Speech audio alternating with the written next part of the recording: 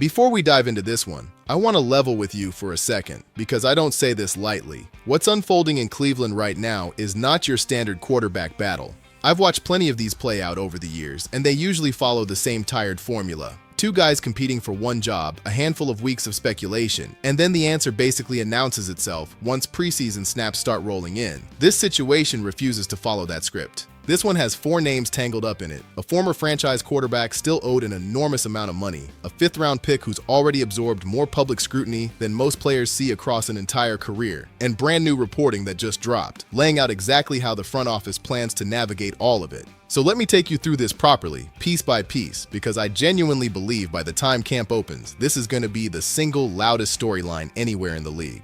Let's start with the raw numbers, because the numbers alone tell you how unusual this whole thing really is. Cleveland is walking into training camp with 4 quarterbacks sitting on the active roster. 4. That's not something you typically see this late into an offseason without something eventually being forced to give. There's Deshaun Watson, the guy who was supposed to be the long-term solution, still attached to that massive contract, still holding on to the QB1 label, whether the fan base is happy about it or not. There's Shedeur, the young quarterback who fell all the way into the 5th round in what might be the most talked about draft slide in recent memory, and who's been living under a magnifying glass every single day since. Then there's Dillon Gabriel, who feels like either trade bait or camp roster filler, depending on who you're asking on any given afternoon.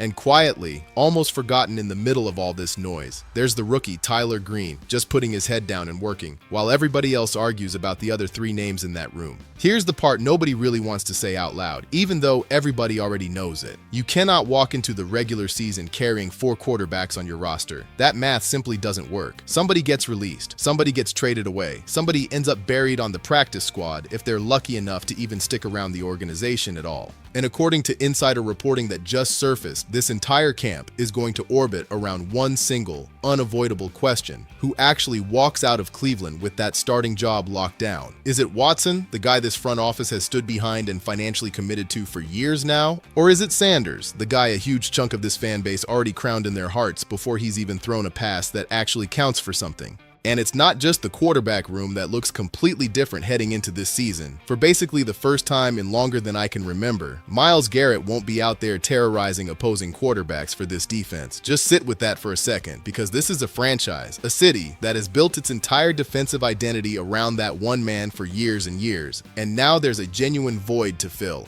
Jared Verse steps into that spot, and look, I'm not going to disrespect the kid here, because he's legitimately talented, disruptive, plays with the kind of edge you want from that position. But let's be honest with each other. Nobody replaces Myles Garrett, nobody becomes Myles Garrett. What Verse brings is a different flavor of pressure entirely, a different rhythm, and honestly, that might end up being exactly the spark this new-look Browns defense needs to evolve into something different. But it's still a transition, and transitions in this league always come with a few bumps, no matter how gifted the guy stepping into that role happens to be. Now here's where things get genuinely fascinating, because based on that same reporting, neither Watson nor Sanders is going anywhere anytime soon. And when I first heard that, I had to sit with it for a moment, because think about the money wrapped up in Watson's deal. Think about the political and financial weight sitting on top of that decision. This front office is not going to rip that band-aid off overnight simply because the fan base is restless and impatient. And Sanders, despite everything you're hearing from talking heads desperately trying to manufacture drama out of thin air, isn't walking out that door either. This organization knows exactly what it has in him. They understand the value. They understand the storylines attached to his name. They understand the jersey sales. And more important than any of that, they understand the actual talent sitting inside that quarterback room. The media loves stirring the pot, pretending decisions are being made in a state of panic behind closed doors. But the people actually running this franchise are not walking away from either quarterback just because social media melts down over the latest hot take every single week. But here's the part that genuinely gets under my skin, and I need to be straight with you about it, because this is where the noise surrounding Shedeur becomes exhausting to even watch unfold. There are certain local Cleveland media personalities, and I won't sugarcoat this. Some of them have had it out for this kid since the moment his name got called on draft night. And heading into camp, they're taking shot after shot at him, all wrapped up in the language of analysis. One of them gets on the radio and starts talking about how Shedeur needs to speed up his internal clock, how he needs to process coverages faster, how the number one thing they want to see from him this camp is getting the ball out of his hands quicker. Fine, I'll give them that one. That's a real coachable football critique, and it's fair game. But then it flips. Then it morphs into an entirely different storyline, this narrative about Shedeur being some kind of victim, that he's never been given a genuine shot, that he's being rushed onto the field behind an offensive line that isn't exactly bulletproof, that he never got real first-team reps until he was thrown into a live NFL environment out in Las Vegas with almost no time to actually prepare for it. And listening to this whole back and forth unfold, I couldn't help but shake my head, because you cannot have it both ways. You cannot demand a young quarterback process faster while simultaneously admitting he barely got any first-team reps to build that timing and rhythm in the first place. That's not fair critique. That's a setup. That's putting a guy in a position where he genuinely cannot win, and then blaming him the second the results aren't flawless. And can we actually talk about that 5th round slide for a second? Because I think people conveniently forget just how wild that entire draft weekend really was. Here's a quarterback who, based on pure talent evaluation, a lot of respected voices genuinely had going in the 1st round, maybe even inside the top 10 overall. And instead, he just sits there and sits there and sits there, sliding further down the board with every single pick, while war rooms across the entire league passed on him again and again for reasons that still don't fully add up even now. And this same kid, who endured that kind of public humiliation on national television in front of millions of viewers, is somehow expected to walk into a quarterback competition and have it easier than everybody else in that room. Come on, I think about this constantly. What would this exact storyline look like right now if Shedeur Sanders had gone in the 1st round the way plenty of people expected? Would we even be having this manufactured victim narrative debate at all? I genuinely don't think we would. I think the entire tone surrounding this kid would look completely different from top to bottom. And here's what really gets under my skin. The moment that same reporter, the one stirring up all this drama in the first place, admitted publicly that he'd caught some heat online for something he'd said, what happened next? The criticism pivoted instantly. Suddenly, the news story became that Shedeur was working too hard, too much film study, too many extra reps. Like that's somehow a problem now. Think about how absurd that actually is for a second. This kid gets dragged for supposedly not being ready, and then the moment it comes out that he's putting in extra work behind the scenes, that becomes the fresh angle to attack him with instead. At what point does everybody just admit the target on this kid's back has nothing to do with actual football anymore?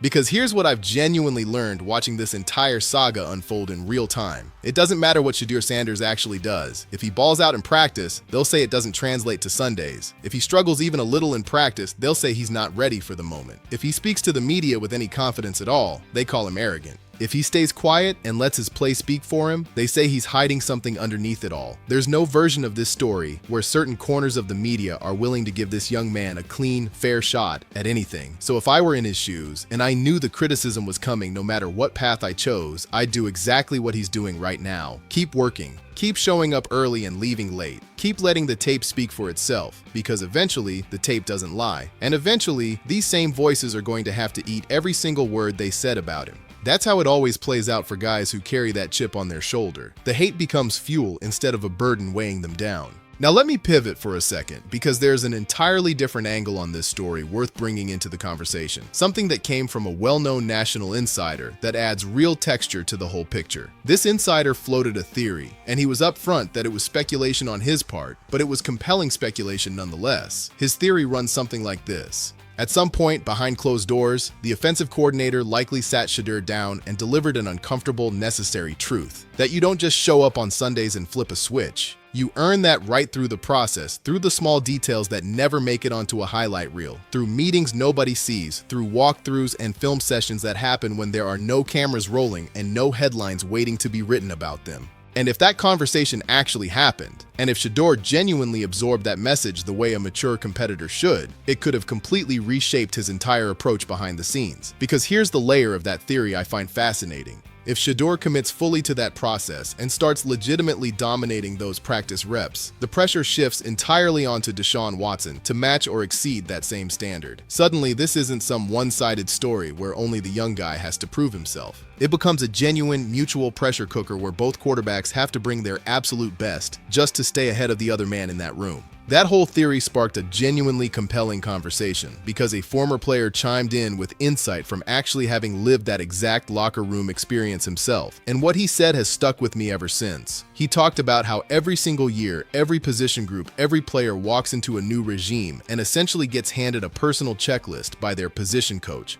For some guys, it's footwork mechanics. For others, it's pass rush counter moves. For a quarterback, it might be about diagnosing coverages faster or trusting that first read instead of hesitating a beat too long. And periodically, coaches pull guys aside and grade them directly against that checklist. Did you improve? Did you put in the actual work? Are you meeting the standard set for you at the start of the offseason program? He made a point I think is genuinely important. This isn't some unique, unusually harsh treatment reserved specifically for Shedeur Sanders. This is standard operating procedure in every NFL building, for every player, regardless of draft position or last name. Every year, every position, every guy gets evaluated against expectations set individually for him. And when you actually sit with that for a moment, it kind of dismantles this entire narrative that Shedeur is somehow being treated unfairly or unusually harshly by this new coaching staff. This is simply how professional football works. You get handed a plan, you get graded against that plan, and how you respond to that grading, whether you rise to meet the challenge or shrink away from it, that tells a coaching staff everything they need to know about your character, not just your raw talent on tape.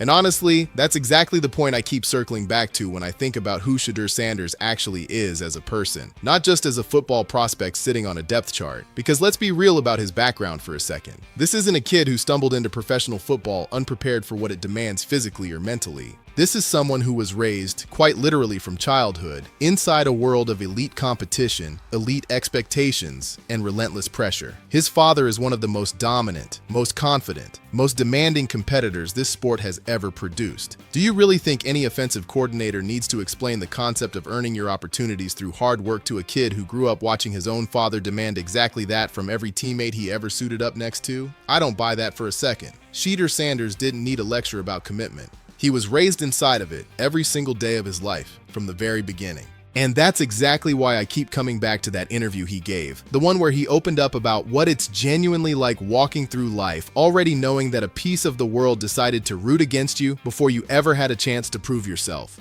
He said it himself, in his own words, that he was essentially born into a certain level of resentment that had nothing to do with anything he'd actually done on a football field. People had already made up their minds about him before he ever threw a single pass in this league. And when you really let that sink in, it puts everything else into a completely different perspective. Every jab from a local radio personality, every hot take from a national insider chasing engagement, every manufactured victim narrative storyline built purely to generate clicks. None of that is new to him. None of that rattles him the way it would rattle somebody who hasn't lived under that kind of scrutiny for their entire life already. So when I look at where this whole situation stands right now, heading straight into training camp, I don't see a kid who's overwhelmed or cracking under the weight of it all. I see a competitor who understands exactly what's at stake, not just for himself individually, but for an entire legacy attached to that last name. This is bigger than simply winning a starting job in Cleveland. This is about proving, once and for all, that the way he fell in that draft was a mistake made by dozens of franchises who let outside noise cloud their evaluation of pure, undeniable talent. This is about validation on the biggest stage the sport has to offer. And that's exactly why I cannot wait for this next chapter to actually begin. We're finally at the point where we stop talking in hypotheticals, stop dissecting sound bites and radio hot takes, and actually get to watch this thing play out between the white lines where it matters most. Every single practice